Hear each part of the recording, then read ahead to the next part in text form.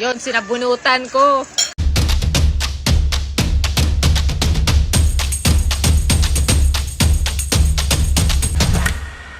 Ayan guys, nanonood ako ng new vlog namin. Panoorin nyo na sa YouTube channel namin kay Sabi and Sophia. Oh, gabi, ang sama mo. Sabi kaya, G.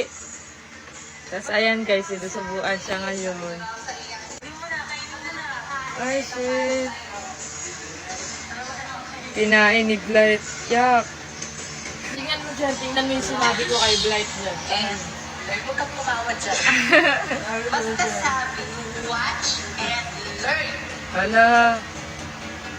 Alam mo, Ay, shit, maldita. kasi hindi siya mapapasayo dahil wala kang math test. Hala. Napikon! Napikon! Talo! Guys, yan yung part na nahuli ni Sabi na magkasama si Blight at Yaji sa kwarto na nagyayakapan. Lagot! Nakita mo ano mo.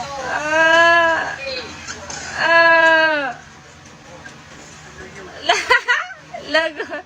Yan, dahil sa inis ko kay Blight, yun, sinabunutan ko. Okay ba yan, Sabi? Yung ginawa ko, sinabunutan ko siya.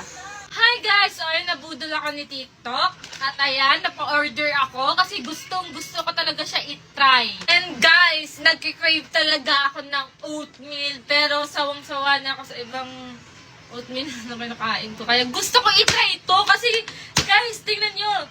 No trans fatty acids, cholesterol free at dietary fiber. So hindi ako tataba kahit kumain ako ng madami. Kaya gusto ko siya i-try. So itatry na natin siya agad ngayon. Kung hindi nakakaalam dyan, favorite ko din yung oatmeal. So ito yung kinakain ko dati. Nung tumaba ako, kasi gusto kong pumayat. Kaya ayun, oatmeal yung kinakain ko. So meron siyang 16 pieces sa isang ganito guys. So kasi mas madami yung kakainin ko. Okay lang naman kahit madami yung kainin natin kasi hindi naman siya nakakataba. Perfect to pang breakfast niya guys. Ayan. Ayan siya. Ang tubo.